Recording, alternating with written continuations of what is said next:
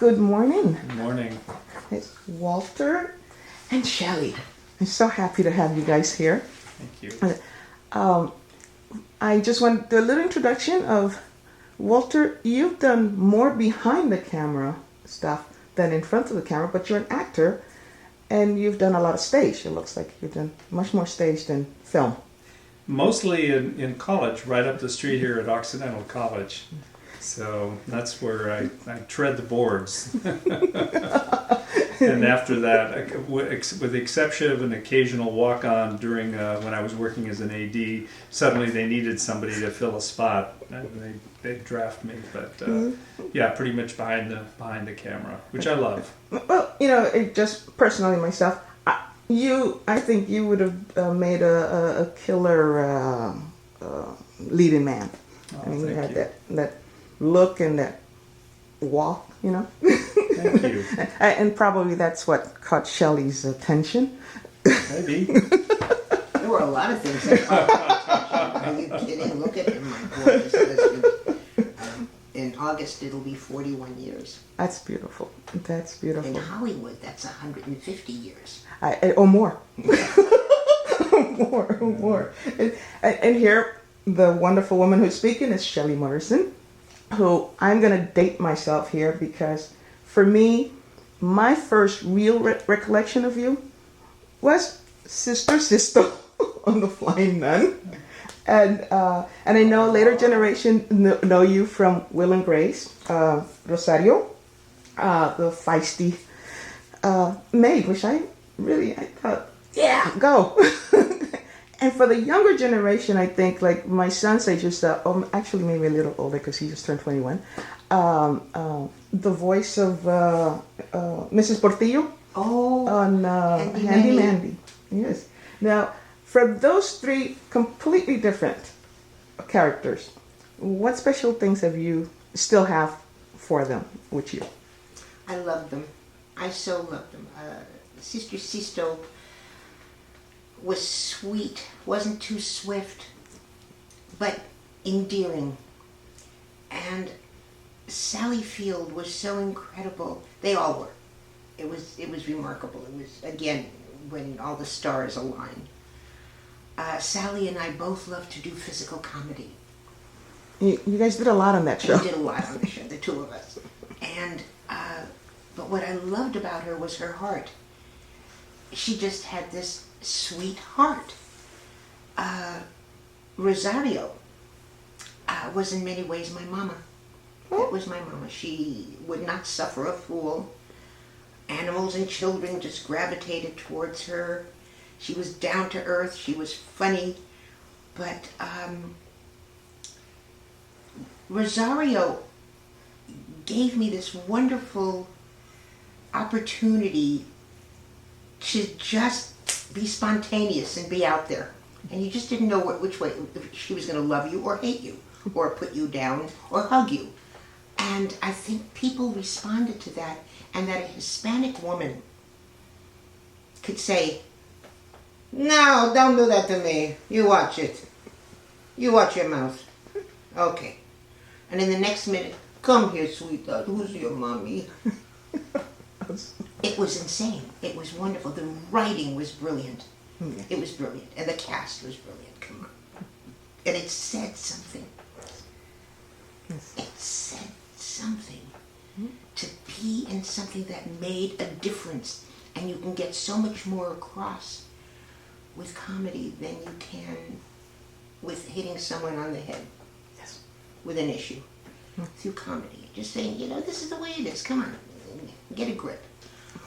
Mrs. Portillo, I got right after my sweet Tante Rosa passed. My sweet dear little Aunt Rose, who was just big as a minute and wise. And Mrs. Portillo wore her hair like Tante Rosa wore it. And she had the same kind of, like, oh, herramientas, oh, thank you, Manny, oh, sweetness. And for kids to watch something like that, it gives them a kind of a grandmother feeling. and it was a dear show. So there've been other characters. I did a wonderful character called Linda Littletrees on Laredo for 2 seasons, and she was this whacked out Comanche Indian woman who wore everything she stole, and she was always kidnapping one of the Texas Rangers and tying him up and proposing to him. She was only supposed to do 1 show, and then she was supposed to be killed off. And the day they were going to kill me off at Universal, someone ran from the tower and said, "Linda Littletrees lives!"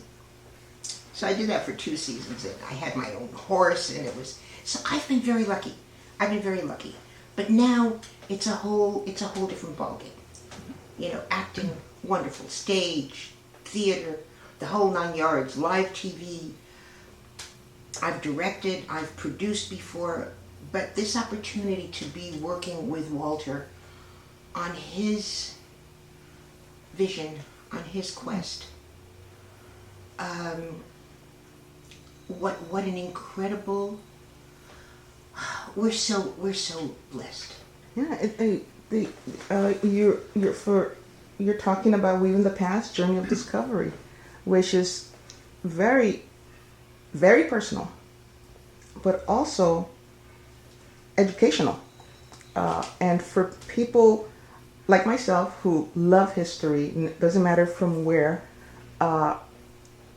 what I took from it is something that I've been wanting to do myself, is to find out more about my family and where we come from. And for the people who know me, it's a little bit more difficult because I'm a mulata, and so.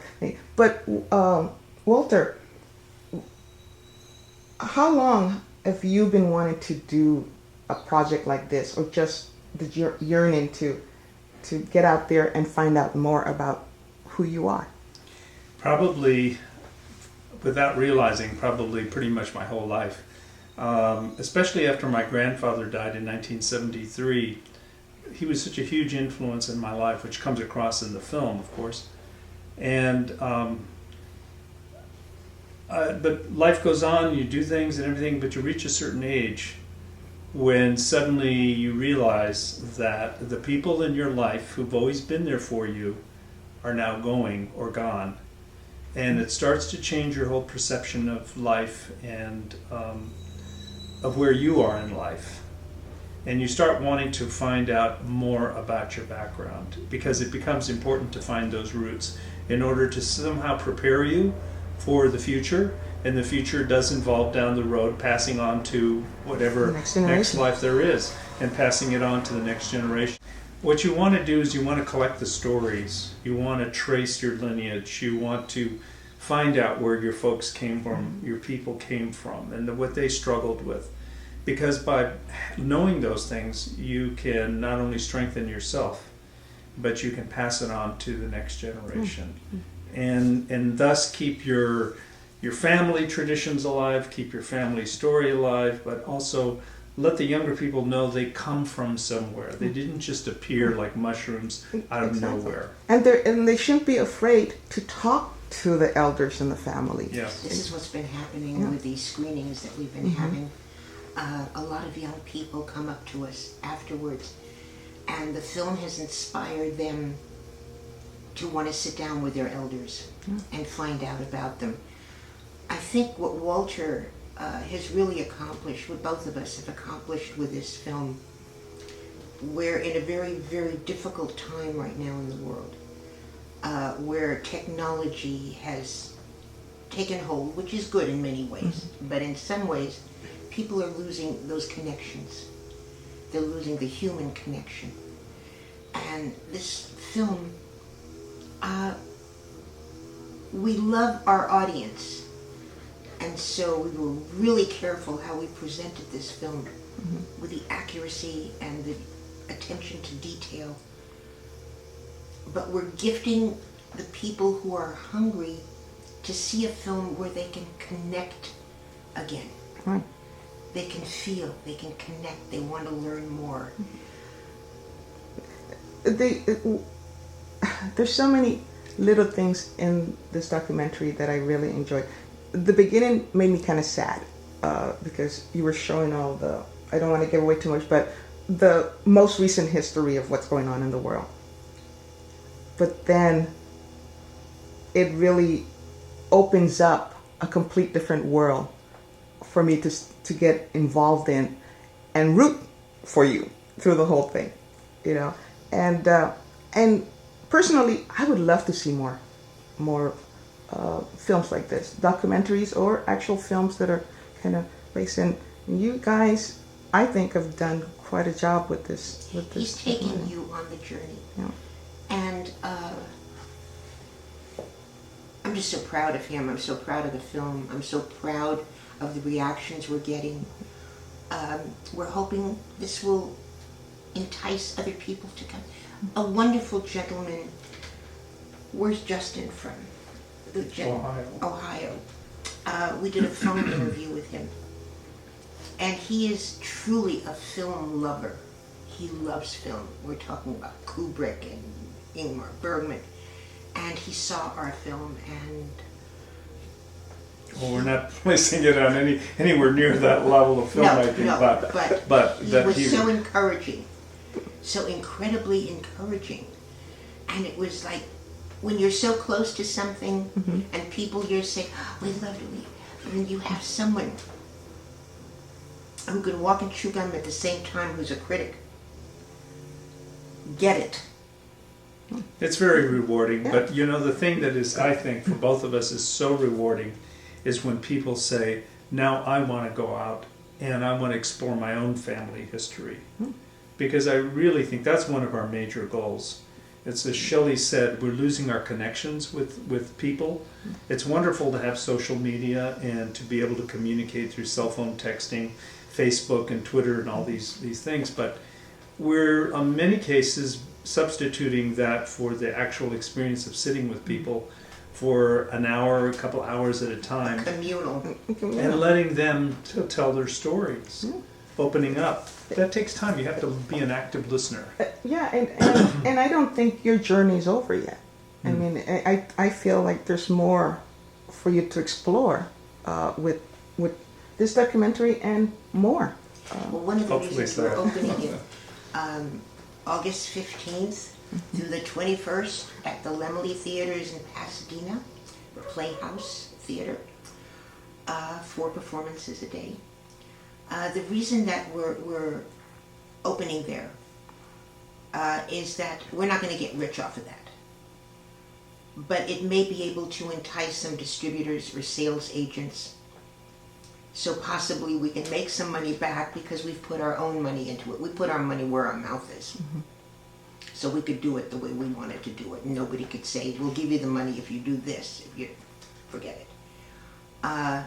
Because that will enable us to finish our second documentary, which we're halfway through. So this is ongoing. This is what we do. Other people go on cruises, they buy a second house, they buy a car, they buy crap. We do films. We do documentaries. We do things that we believe in. And the second documentary is based on the book Whitewashed Adobe, which is the creation of Los Angeles from 1850 to 1950. And we already have 20 incredible interviews with all these amazing elders, all different backgrounds, everything. So, you know, it's ongoing. Right now it's weaving the past. That's the one that's being birthed right now. And we hope that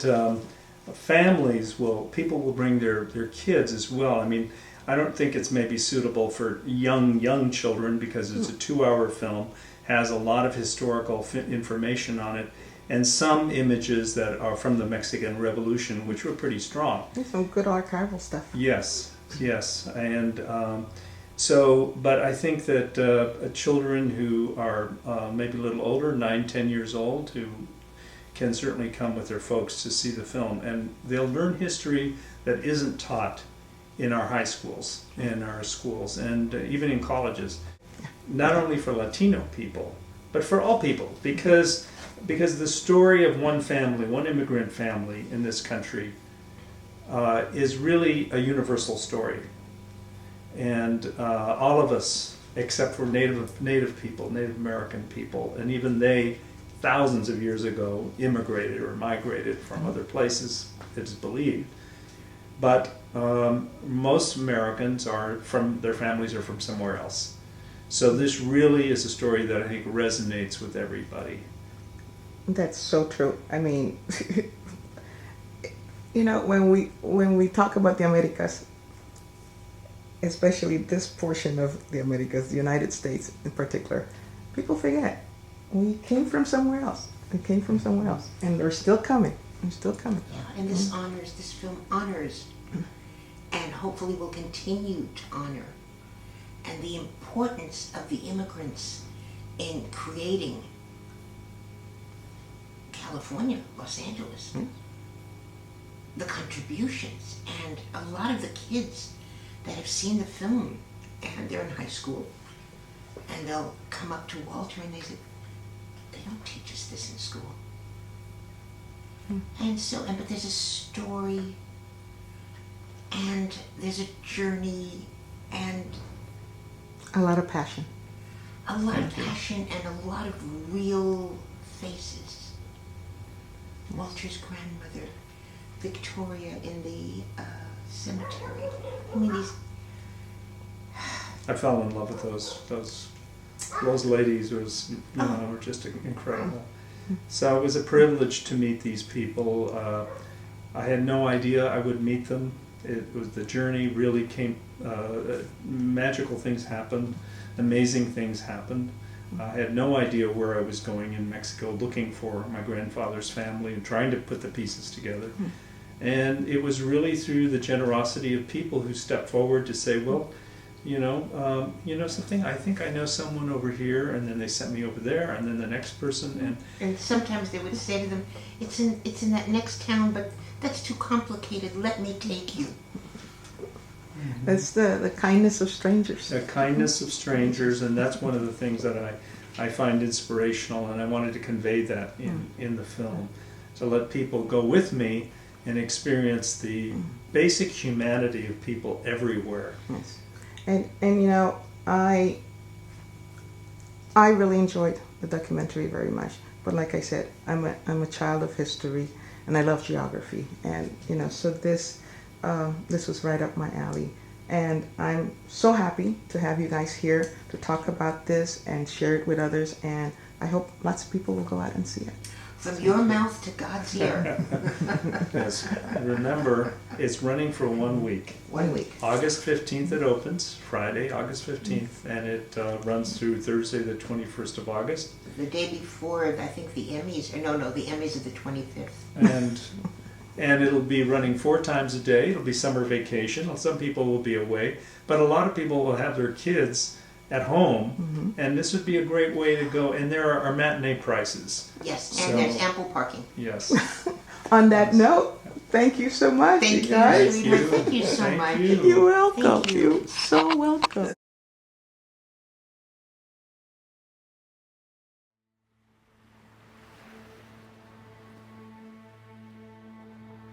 What are the events that shape our lives, and the choices we make from which there is no turning back?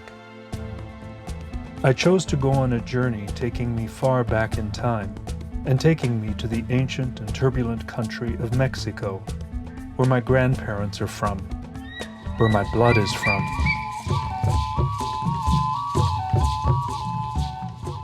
I needed to reconnect with the roots of my ancestors, especially my grandfather Emilio, the one I always called Tata. Tata had always been so important to me, yet I realized I didn't know important things about him, especially in his early life. I needed to know how he came to live on a hacienda owned by the family named the Guerreros. And I needed to learn how he became friends with Praxedis Guerrero, one of the younger sons of the hacienda owners. Praxedis was a brilliant young writer and revolutionary who changed the course of Tata's life and changed the course of history. I knew they fled across the border into the United States together with other young friends. But why did they have to leave Mexico? Who was after them? And what were their plans, and what happened to them?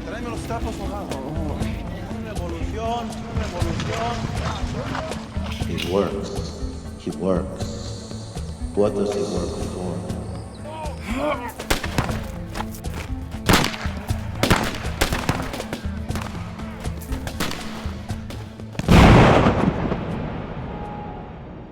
I came to see that everything my grandfather had experienced changed him and made him into the great man he became. And what I learned on this journey of discovery changed me too, and there was no going back.